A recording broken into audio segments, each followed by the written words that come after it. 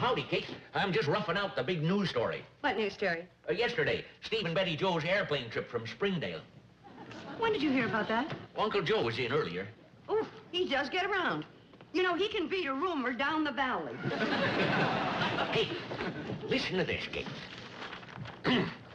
A frail, storm-tossed craft, bolted by lightning, rocked by thunder, swept willy-nilly by the perverse elements, fought against insurmountable odds.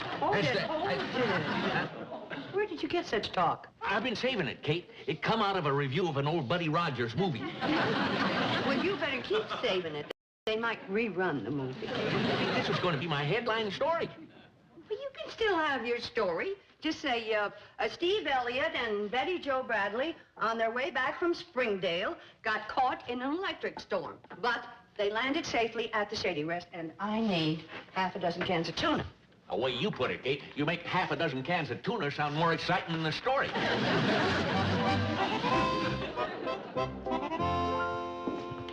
Good morning, Mrs. Bradley. Hi, Steve. Could I have a talk with you? Well, of course. What is it? Well, I've got a problem. Oh? What would you say if I told you I was in love with your daughter? Well, I don't know, Steve. I guess I wouldn't be too surprised. After all, you and Billy Joe have been going steady for some time, and it's not Billy Joe. No, it isn't. Bobby Joe? I'm running out of daughters. It's Betty Joe. That's the one that's left, all right. Are you sure? Oh, am I sure? You see, well, something happened last night. I know. You do? Yes, Betty Joe told me. But I'd like to hear your version. How did it happen? Well, I don't really know myself. I guess it'd been building up for a long time, and I didn't know it. All I know is when we were in that storm, all I could think of was what a fool I was to get Betty Joe into such a spot, and what a terrific girl she was to come through the way she did. And then, when we landed, I sort of kissed her, and boom! It was like every light in the whole world flashed on. You sure it wasn't the excitement of the moment? Believe me, Mrs. Bradley, I tried to think that. I went to bed last night telling myself I'd wake up feeling differently. And here I am, about as hung up on a girl as a guy can be. Yeah, it does pose a problem, you know. I know. Billy Joe. I'd do almost anything to keep her from being hurt. Please believe that. Oh, I believe you. But that's where you and I are different. Pardon? Well, you said you would do almost anything. I would do anything to keep my daughters from getting hurt. Steve, do you know anything about country customs? What do you mean? Well, we're kind of old-fashioned around here, and we have traditions. And one of the traditions is that the oldest daughters are the first to leave the nest. Leave the net? Well, I wasn't even thinking that far ahead. Well, maybe not, but it is something to consider. You see, if the young girl gets her man first, it's kind of a slap in the face to the older girls. Matter of fact, it almost pushes them into the category of being old maids. Those two? Old maids? Huh. I can't buy that. Well, maybe I am painting too drastic a picture, but you do see the predicament I'm in. Yeah.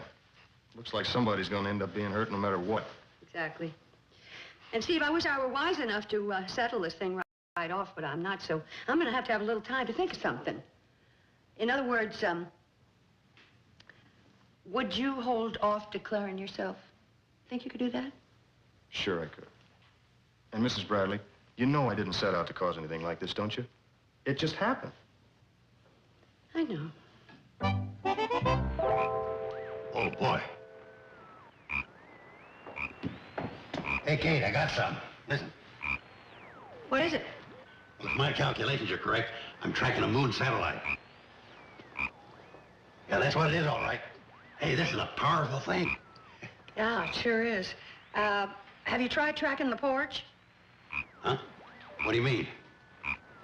Boy, the roadblocks they throw in front of us scientists.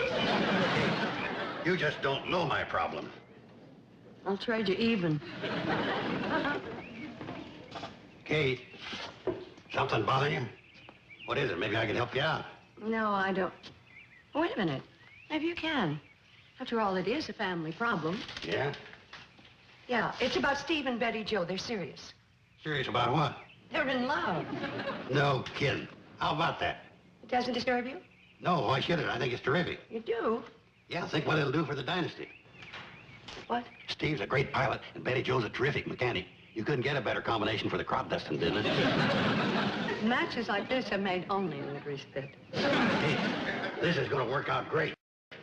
Okay? Hi, Mom. Hi, Uncle Joe. Hi, darling. This is the greatest thing since thermos bottles. Speaking of thermos bottles, there's something that's always puzzled me. They keep things cold, and they keep things hot. How do they know when to do which? It's something to think about. Why don't you lie down in the porch swing and give it some thought? Way ahead of you, Kate. I was just heading that way.